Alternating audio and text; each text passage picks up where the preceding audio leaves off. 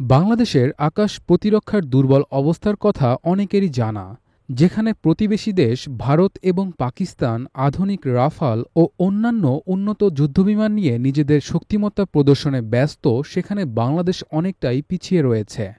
তবে এ অবস্থার মধ্যেও বাংলাদেশের একটি যুদ্ধবিমান এমন কিছু বৈশিষ্ট্য ধারণ করে যা ভারতীয় রাফালেও নেই। তাহলে কি আকাশ যুদ্ধে বাংলাদেশ টেক্কা দিতে পারছে ভারতকে? ফ্রান্সের তৈরি রাফাল নিয়ে ভারতীয় গণমাধ্যমে ব্যাপক আলোচনার সৃষ্টি হয়েছে। আধুনিক রাডার, লেজার নিয়ন্ত্রিত ক্ষেপণাস্ত্রসহ উন্নত প্রযুক্তিসম্পন্ন এই যুদ্ধবিমানকে বলা হচ্ছে প্রায় পঞ্চম প্রজন্মের সমতুল্য।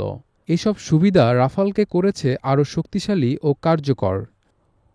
অন্যদিকে বাংলাদেশ বিমানবাহিনীতে ১৯৯৯ সালে যুক্ত হওয়া ৮টি মিগ-29 যুদ্ধবিমান এখনও সবচেয়ে বড় নির্ভরতার জায়গা।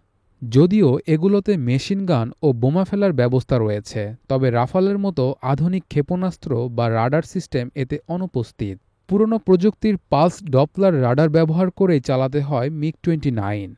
আধুনিক সেন্সর এবং মাল্টিরোল কমব্যাট প্রযুক্তির ক্ষেত্রে রাফালের চেয়ে পিছিয়ে থাকলেও মিগ-29 এর এমন একটি গুণ রয়েছে যা রাফালের চেয়েও এগিয়ে, তা হল এর গতি।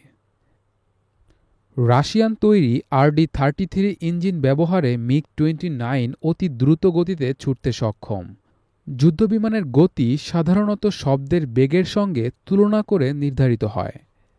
এই হিসাবে রাফালের শব্দের চেয়ে প্রায় ১.৮ গুণ বেশি গতিতে চলতে পারে, যেখানে মিগ-29 ছুটতে পারে প্রায় ২.৪ গুণ গতিতে, যা ঘণ্টায় প্রায় ৮০০ কিলোমিটার পর্যন্ত বেশি।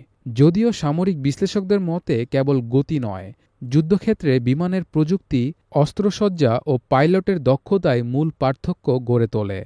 তাই বাংলাদেশের বিমানবহরে উন্নত প্রযুক্তির যুদ্ধবিমান যুক্ত না করা পর্যন্ত আকাশ প্রতিরক্ষায় প্রতিবেশীদের সঙ্গে সমানতালে এগিয়ে যাওয়া কঠিন। রাশিয়ার তৈরি এই কিংবদন্তি যুদ্ধবিমান মিগ-29 সব সীমাবদ্ধতা সত্ত্বেও এখনও বাংলাদেশ বিমানবাহিনীর সেবায় নিয়োজিত।